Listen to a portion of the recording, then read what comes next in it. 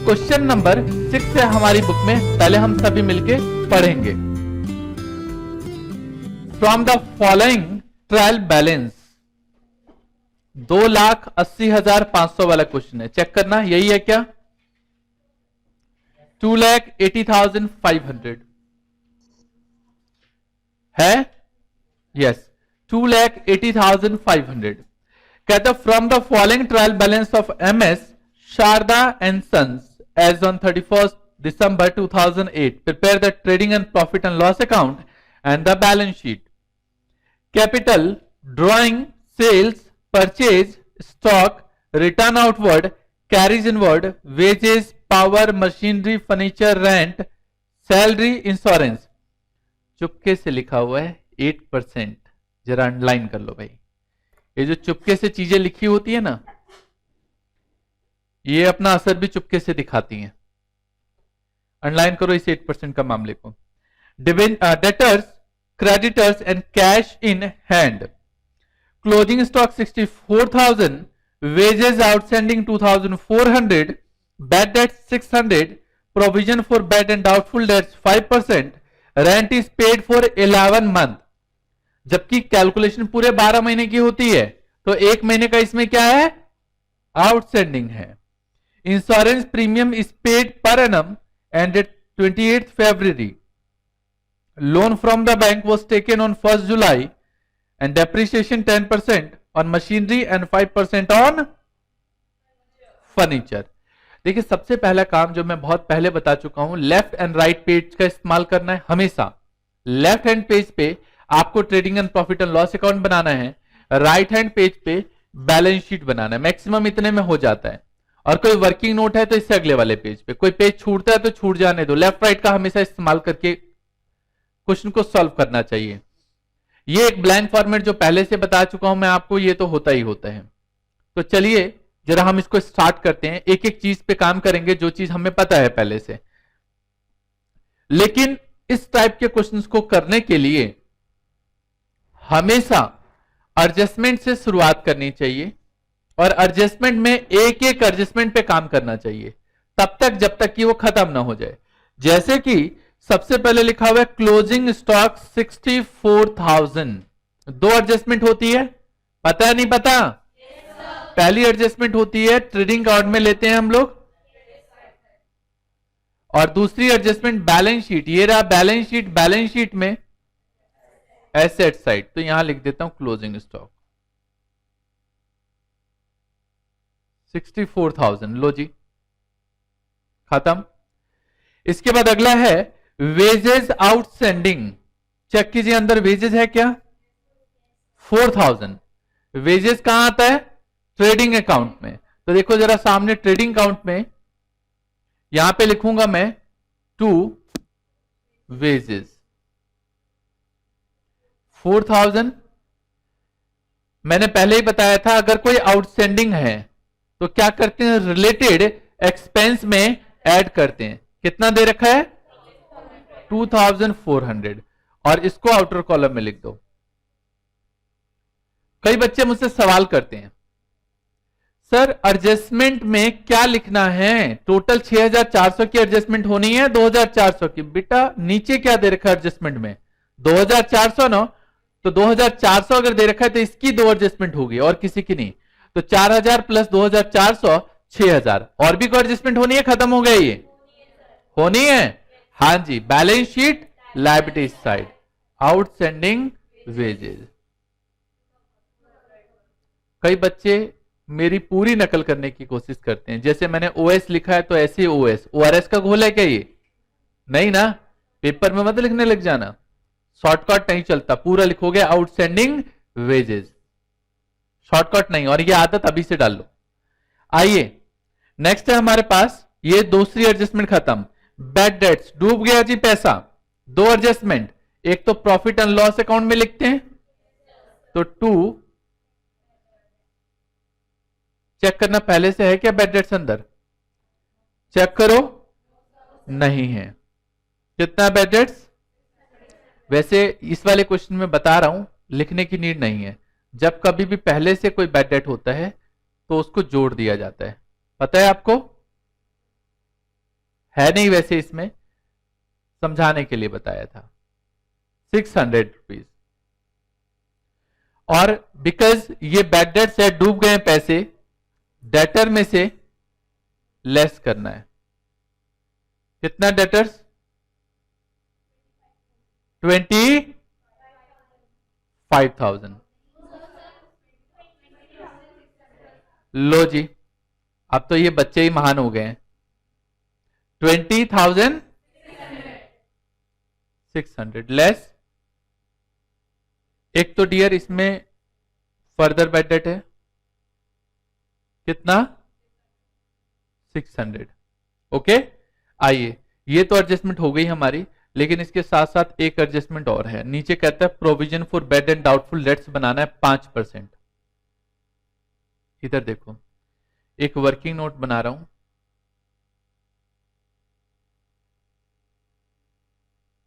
Working notes. Provision for doubtful debt, मैंने बताया था जो डेटर होता है इसमें से फर्दर बैड डेट माइनस कर दो, और इनटू कितना परसेंट? आप सॉल्व कर लेना, 1000 आ जाएगा। इसको बोलते हैं, ये जो है ये न्यू है एक तरीके का। कौन से वाला है जी? न्यू। तो यहां पे लेस कर देंगे, एक तो डेटर में से लेस होता है, पता है ना? Provision for doubtful debt 1000। और दूसरी एडजस्टमेंट क्या करते हैं पता है? पीएल में 2 प्रोविजन फॉर डाउटफुल डेट, नए वाला कितना है? 1000। चेक करो कोई पहले से है, अगर है तो इससे लेस करते हैं।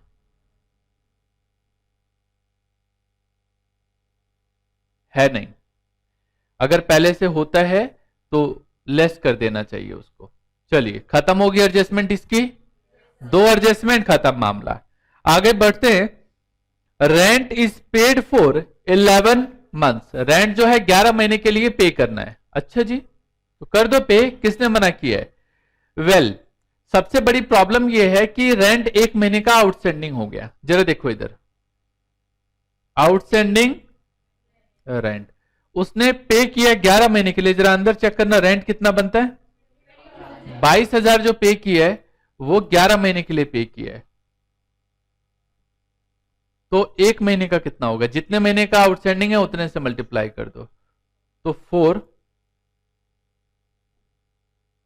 1 मंथ, तो 1 महीने का निकाल लो आप, कितना आ गया? रेंट को कहां लेते हैं जी? पीएल में, तो 2 यहां लिखेंगे हम रेंट 22,000 जो पहले से है आउटस्टैंडिंग है इसमें, आउटस्टैंडिंग कितना? 2000। और एडजस्टमेंट होनी है भाई इसकी, तो बस खत्म हो गया। और भी कोई एडजस्टमेंट है? और भी आउटस्टैंडिंग रेंट की 2 एडजस्टमेंट। पहली एडजस्टमेंट क्या करते हैं? रिलेटेड एक्सपेंस में ऐड करते हैं, और दूसरी adjustment balance sheet liabilities side, outstanding rent 2000। जैसे मैं बता रहा हूं, अगर ऐसे करोगे 99% एक्यूरेट होगा, 1% कैलकुलेशन मिस्टेक हो गई तो उसका कुछ नहीं हो सकता, अदरवाइज कभी कभी गलत नहीं करोगे इसको। बाकी अगर एक एक करके करोगे तो गलत हो जाएगा। इंश्योरेंस प्रीमियम 28 फरवरी को पे किया गया है, 28 फरवरी 2000 जो भी साल दे रखा है, इसका मतलब क्या है? आपकी बुक में 31 मई है, तो ऊपर शायद मेरे ख्याल से ईयर फिर मार्च का होगा, दिसंबर की वजह है। कोई बात नहीं, अगर इसमें पे किया है तो एक बात तो डियर इसमें तय है, जो बताने वाली बात है वो ये थर्ड एडजस्टमेंट। ध्यान से देखिएगा, समझने वाली चीज है ये। पे कब किया उसने? 31। हमारा साल कब शुरू होगा? 1 अप्रैल। खत्म कब होगा अगले साल? ऐसे ही होगा जी। और इसने बोला यहां पे एंडेड, एंडेड की डेट बता रखी है। अच्छा, एंडेड की डेट बता रखी है, चेक करना, है ना? बहुत बढ़िया, एंडेड की डेट बता रखी है। तब तो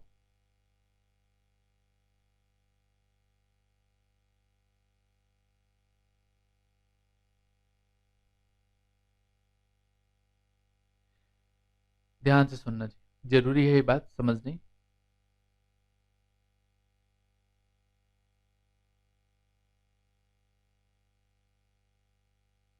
देखिए,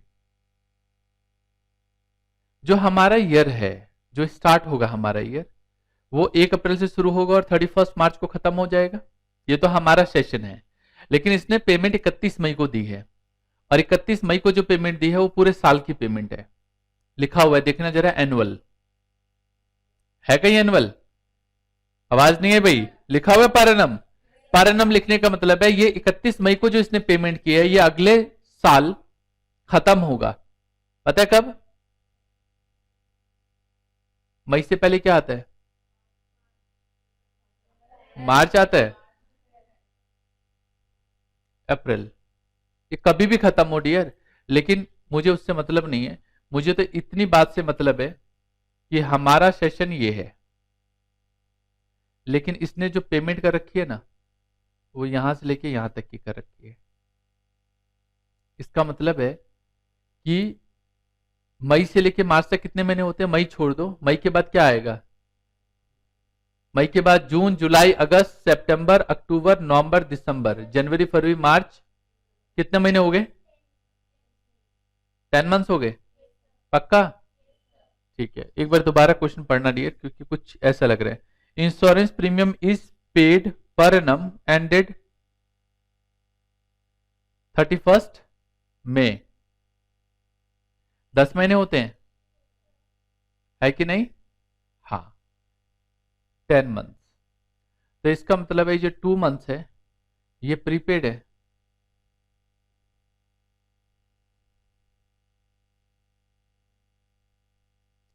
भाई एक बात बताओ, ये तो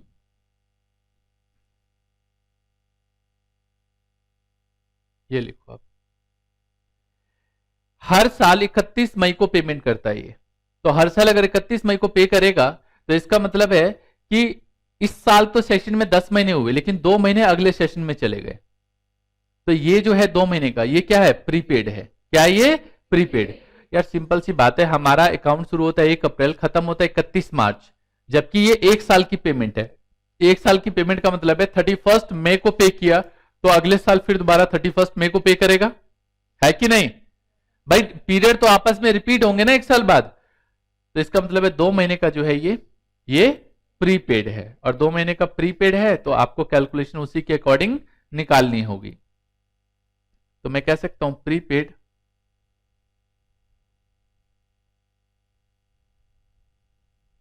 इंश्योरेंस फॉर 2 मंथ, पूरे साल में 3600 पे किए। कितने महीने का है ये? 12 महीने का और 2 महीने का। ये कैलकुलेट करेंगे तो कितना आ जाएगा? 600 आ जाएगा।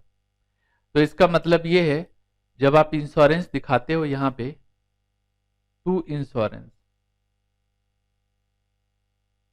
तो कितना पे किया? 3600, इसमें से लेस कर देंगे, कितना अमाउंट? ये आ जाएगा 3000। और बिकॉज ये प्रीपेड है, कहां लेते हैं प्रीपेड को? हाँ जी। तो बैलेंस शीट में यहां पे लिख देता हूं प्रीपेड इंश्योरेंस 600। बहुत इंपॉर्टेंट सी चीज है और बहुत जरूरी चीज है ये। आइए, एडजस्टमेंट ये वाली हो गई। लोन, अच्छा लोन के बारे में नीचे कह रखा है, लोन कब लिया इसने? 1 अक्टूबर।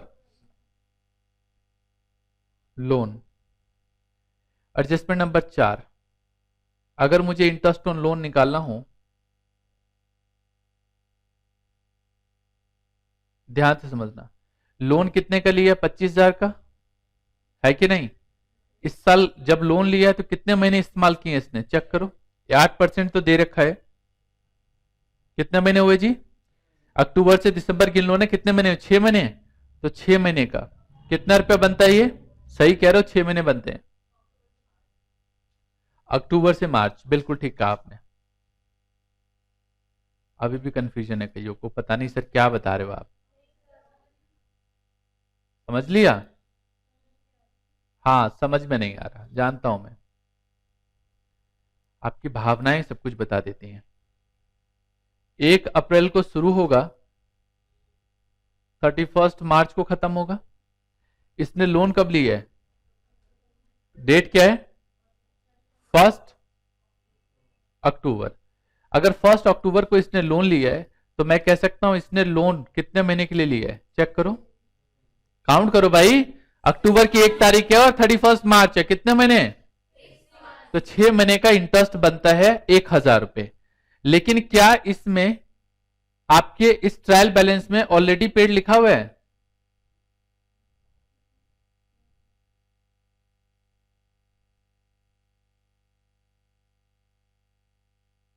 ट्रायल बैलेंस में दे रखा होगा, है क्या? नहीं है। नहीं दे रखा तो इसका मतलब है सारा का सारा अमाउंट 1,000 जो है ये है आउटस्टैंडिंग इंटरेस्ट ऑन लोन। दोबारा समझ लीजिए, एक जितना भी टाइम का इंटरेस्ट बनता है वो 1,000 बनता है पूरे सेशन में, लेकिन क्या कहीं ट्रायल बैलेंस में लिखा हुआ है इंटरेस्ट ऑन लोन? इसका मतलब इसने 1 रुपया नहीं चुकाया अब तक इंटरेस्ट का, तो सारा का सारा क्या है? आउटस्टैंडिंग है। 2 एडजस्टमेंट लेते हैं हम लोग। पहली एडजस्टमेंट तो यहां पे 2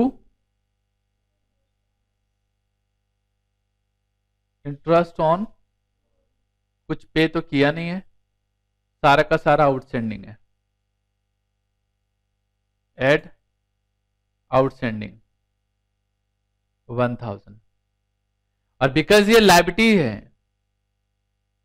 क्या जी, ये आज नहीं तो कल ये पे करना पड़ेगा, तो इसलिए बैलेंस शीट में आउटस्टैंडिंग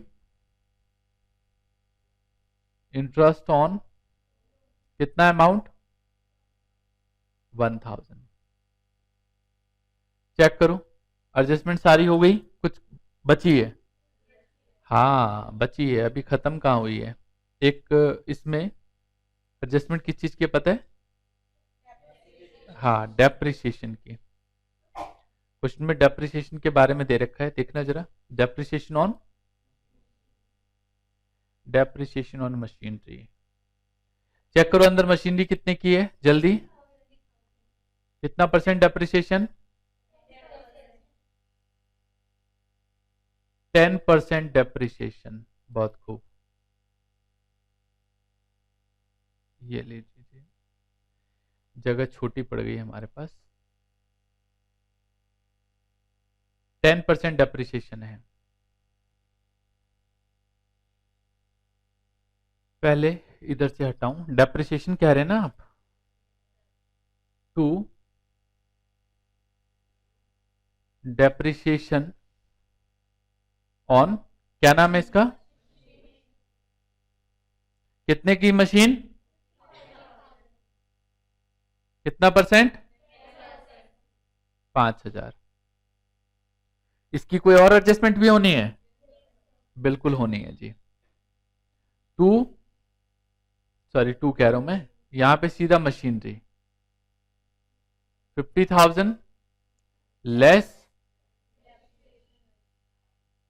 डेप्रिसिएशन। आपने जल्दीबाजी मचाई नहीं कि ये क्वेश्चन गलत हो जाएगा।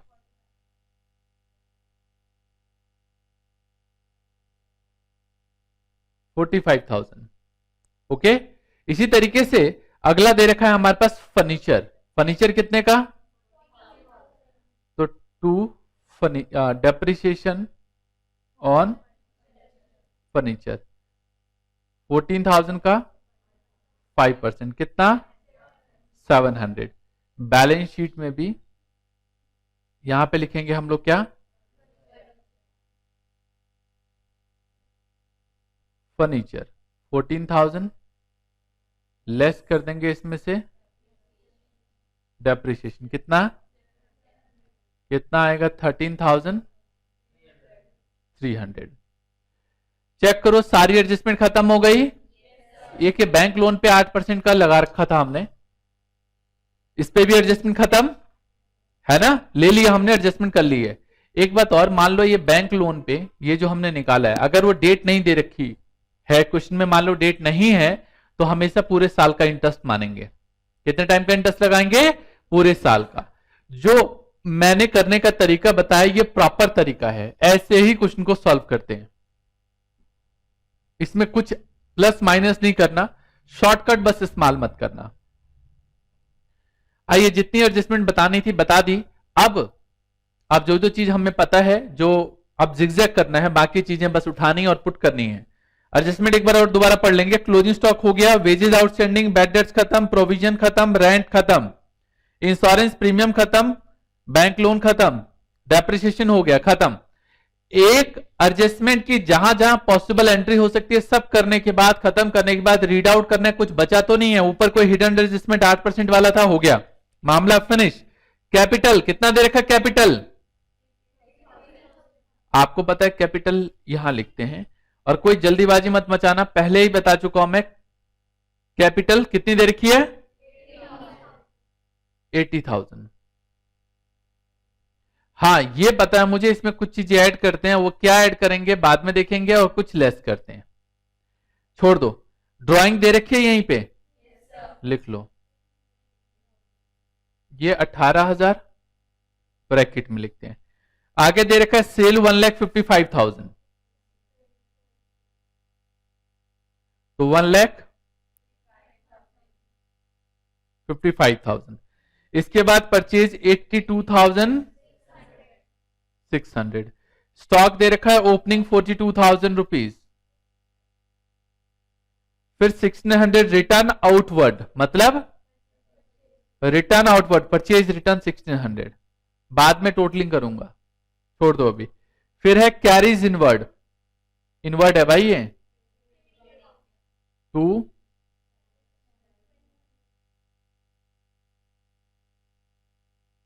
1,200।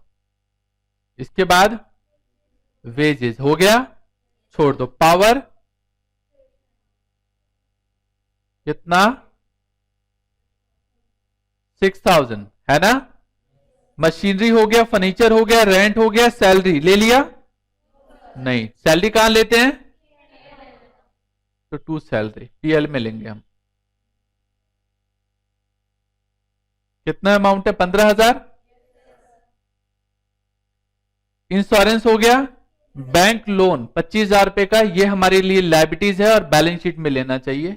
तो इसे बैंक लोन का जो नेचर होता है, पता है कौन सा नेचर है इसका, लॉन्ग टर्म नेचर है, तो इसलिए बैंक लोन नीचे लेना चाहिए। बैंक लोन कितना 20। इसके बाद डेटर्स हो गया, क्रेडिटर्स, क्रेडिटर्स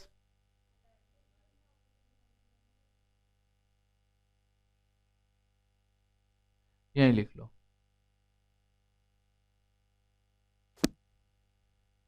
18,900। मैंने बताया था सबसे पहले ऊपर करंट लायबिलिटीज लेते हैं, याद है, फिर लॉन्ग टर्म लायबिलिटीज लेते हैं, और उसके बाद कैपिटल की एडजस्टमेंट, यही सिखाई थी ना, उसी ऑर्डर को फॉलो करना है। कैश इन हैंड कितना, कैश इन हैंड 1,500।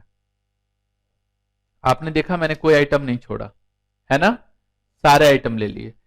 अब जब भी कभी हम trading count, profit and loss account या बैलेंस शीट का टोटल करेंगे, तो सबसे पहले इनर में कोई अगर है तो उसे टोटल करके आउटर में पहुंचाओ। ये सबसे बड़ी गलती कर बैठते हैं हम लोग। यहां पे 81,000, और आगे चेक करते हैं कोई ऐसी चीज तो नहीं है जिसमें इनर का टोटल आउटर में नहीं पहुंचाया हो, नहीं ऐसी चीज नहीं है। जरा टोटल कर लिया जाए, कि टोटल क्या बनता है इसका, 1,55,000 प्लस 64,000 यार 2,19,000 रुपीज। तो 2,19,000 इसमें से माइनस कर दो 42,000 माइनस 81,000 माइनस 6,400 माइनस 1,200, फिर ये माइनस का 6,000, सॉल्व करके आ रहा है 82,400, ये ग्रॉस प्रॉफिट आ गया।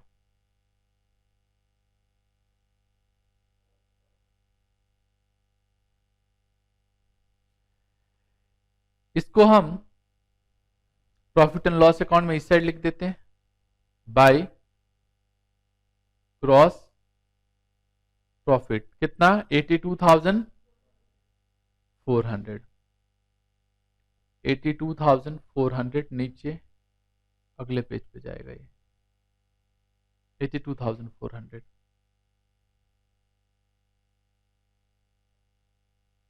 अब मैंने लिख तो दिया है टोटल, लेकिन पता नहीं है प्रॉफिट आएगा लॉस आएगा, वो तो बाद में पता चलेगा। माइनस का 600 माइनस 1,000 माइनस 24,000 माइनस 3,000 माइनस 1,000 और माइनस 5,000। इसके बाद अगले पेज पे माइनस 700 और माइनस 15,000, सॉल्व करके आ रहा है ये 32,100 टू नेट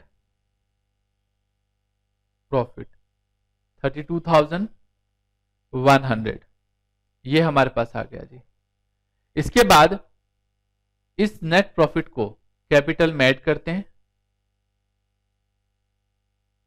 32,100 और माइनस करेंगे इसमें 18,000, ये आएगा 94,100। इसमें भी जरा चेक कर लो कोई ऐसी चीज तो नहीं है जिसमें इनर साइड का टोटल आउटर में ना डाला हो, नहीं सब रेडी है। 94,100 प्लस 25,000 18,900 प्लस 1,000 प्लस 2,000 प्लस 2,400, ये टोटल जो आएगा 1,43,400, 1,43,400। इस साइड का भी टोटल करके देख लिया जाए, 1,500 प्लस 600 प्लस 64,000, डेटर का टोटल नहीं किया था, ब्रैकेट में जरूर लिख लेंगे, आपको याद रहेगा इससे, प्लस 19,000 45,000 और 13,300 143,400। मैच हो रहा है, मजा आ गया? बहुत बढ़िया, ये करने का तरीका था। अगर आप इस तरीके से क्वेश्चन को सॉल्व करते हैं, अभी आपने देखा मुझे आपसे बात करते हुए अप्रोक्सीमेटली 20 मिनट हो गए, 7-8 मिनट मैंने इधर उधर की बात की, बाकी इस क्वेश्चन की एवरेज जो है वो 15 से 20 मिनट में हो जाना चाहिए मैक्सिमम। शुरुआत में अगर आप कितना भी लाइन खींच लो, बाकी चीजें कर लो, तो मैक्सिमम 30 मिनट्स स्टार्टिंग में, 15 से 20 क्वेश्चन करने के बाद ये 15 से 16 मिनट में आ जाना चाहिए। अभी तो रेस नहीं लगा सकते टाइम को, क्योंकि अभी नया नया सीखा है आपने। अभी हाफ एन आवर तक नॉर्मल तरीके से हो जाए तो ठीक है, और जैसे मैंने बताया ऐसे करोगे तो कभी कोई दिक्कत नहीं आएगी। सारा खेल सिर्फ एडजस्टमेंट का है, एडजस्टमेंट में क्या कमी छोड़ी, सारी एडजस्टमेंट तो मैंने आपको बता दी, इसकी एडजस्टमेंट होनी है, करने का तरीका बताना था वो बता दिया मैंने आपको कि कैसे सॉल्व करते हैं, तो फिर कहां दिक्कत है।